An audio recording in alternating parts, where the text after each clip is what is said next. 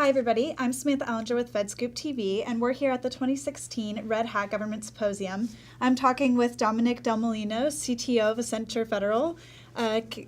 Dominic, thanks for joining us today. Great to be here. Thank you.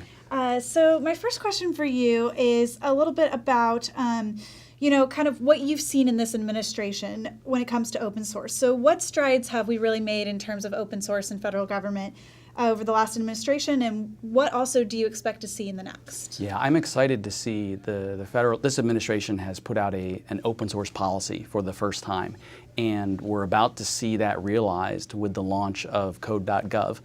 So I think we're all really waiting to see what that's going to be like, where agencies now will be placing, I think it's up to 20% of their code now that was custom written and making it available for the public to work with. The people's code, they call it. So it's been very impressive, and it's going to be exciting.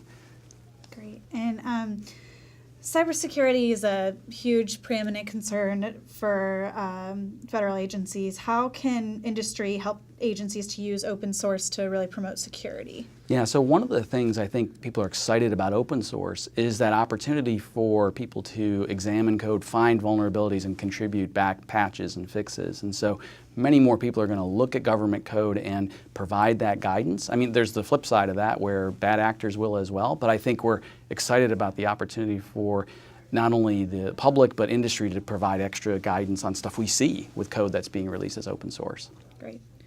And another big hot topic, apart from cybersecurity, but I guess also related, is IT modernization. Oh, yeah. So, IT modernization legislation has been working its way through Congress.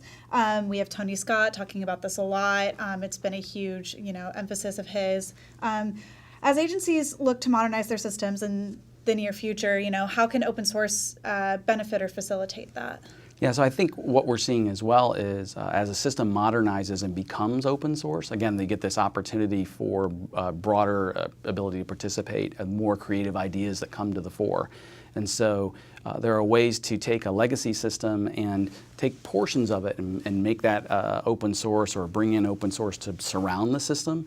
So I think what's happening is it gives agencies more tools in their tool bag when they're looking to modernize a system. Great. And what else can kind of benefit the open source movement? What other areas? Collaboration, mobility, speed? Yeah, one thing that I find fascinating about making the open source movement more productive is the aspect of inclusion and diversity. Now, it's so many more people can participate that we reach out to people who maybe in the past want to help, want to work, and maybe in the past didn't have access or the ability to contribute. And so one of the things I'm proud about with our company is that emphasis on reaching out to and facilitating and being a steward or a mentor to people who want to now participate. And so you're able to harness many more people to be productive, and that only comes from this broad adoption of open source. That's awesome. Well, I think that's all we have time for today. Great. Thanks for joining us. Thank you so much. And thanks for watching. I'm Samantha Ellinger with FedScoop TV.